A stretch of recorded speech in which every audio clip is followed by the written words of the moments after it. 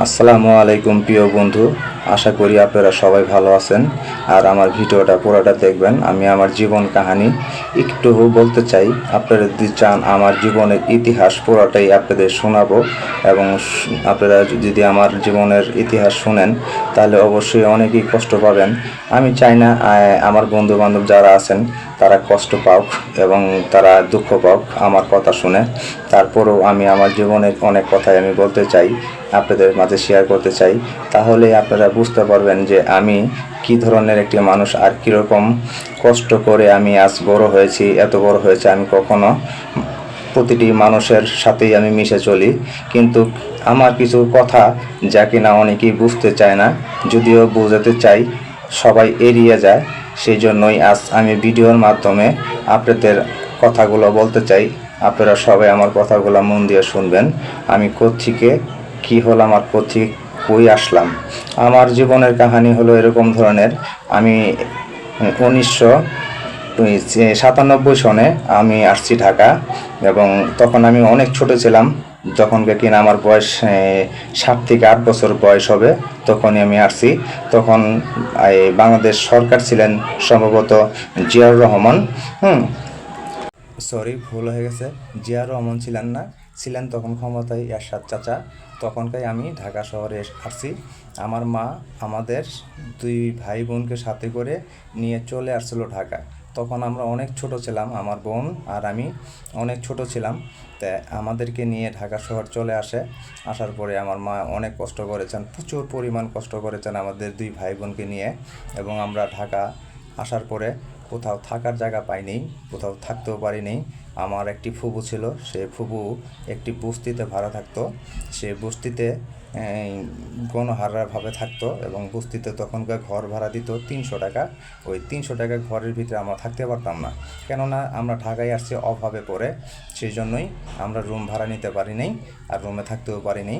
তো আমার আম্মা আমার ওই ফুপুর যে ঘরটা ভাড়া নিয়েছিল, সেই ঘরের একটা বারান্দা ছিল, সেই বারান্দার মধ্যে আমরা ঘুম আসতাম।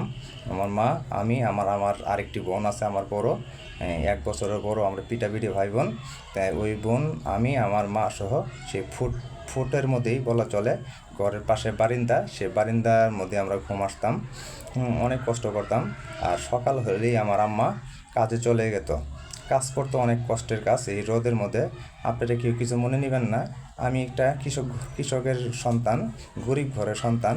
আমার আম্মা কষ্ট করছেন, সেটা আপনার কাছে আমি বলি। আমার মা অনেক কষ্ট করে আমাদের মানুষ করছেন।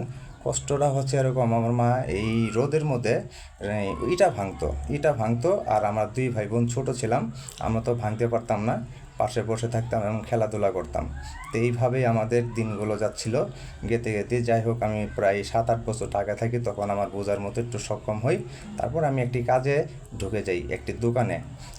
ঢাকা চকবাজার, এই চকবাজারে একটি হোটেল ছিল, সেই হোটেলে আমি কাজ করতাম। সেই হোটেলের নাম হচ্ছে দয়াল ভান্ডার, একজন হিন্দু ব্যক্তির হোটেল। সেই হোটেলে আমি অনেক দিন কাজ করেছি, প্রায় অনেক দিন বলতে প্রায় 2 বছরের মতো কাজ করছি সেই হোটেলে। কাজ করার পরে আমি অনেক কিছুই দেখতে পারলাম, শিখতে পারলাম, বুঝতে পারলাম। যখনকার কিনা আমি কাজ করি তখনকার দেখতে পেলাম যে হাজারো রূপের মানুষ আছে এই বাংলাদেশের ভিতরে। শুধু বাংলাদেশের ভিতরে না, সারা পৃথিবী জুড়েই বহু রঙের মানুষ আছে এই পৃথিবীতে। আমি তখনকার ওই জায়গা থেকে আমি বুঝতে পেরেছি যে এইখানে কাজ করতে হলে রূপ ধারণ করতে হবে, তাহলে সেখানে এখানে কাজ করে সফলতা পাবো। তাই আস্তে আস্তে আমি এইভাবে বুঝতে সক্ষম হওয়ার পরে আমি আস্তে আস্তে কাজ করি। কাজ করতে করতে গত অনেক দিন চলে যাওয়ার পরে আমি ওখান থেকে আরেকটি জায়গায় কাজে লেগি। সেটা হচ্ছে ঢাকা সদরঘাট কোর্ট, জজ কোর্ট। সে জজ কোর্টে একটি অ্যাডভোকেট ছিলেন, উকিল অ্যাডভোকেট মোহাম্মদ আলী সাহেব। তাই ওনার সাথে আমি চাকরি করি, কাজ করি ওনার চেম্বারে। চা পান এনে দিই, এবং কিছু কাগজপত্র লাগে, এইগুলা আমি আইনা দিই, এবং চা আইনা দিই। এভাবেই আমার জীবনটা কাটতেছিল। তো আমি ওখানে 5 বছর চাকরি করেছি কোর্ট কাছারিতে, সদরঘাট জজ কোর্টে, বাংলাদেশে। তাই কাজ করতে করতেই আমি দেখলাম যে ওখানে সবাই যে ইটা বালু আছে, কোর্টের যে ইটা বালু, হ্যাঁ, দুবলা ঘাস, এটাও টাকা টাকা খায়। তা আমার এইগুলা দেখে খুব খারাপ লাগতো, খারাপ মানে প্রচুর খারাপ লাগতো যে এটা তো বেঅন্যায়ভাবে টাকাগুলো নেওয়া হচ্ছে কি সাধারণ মানুষের থেকে।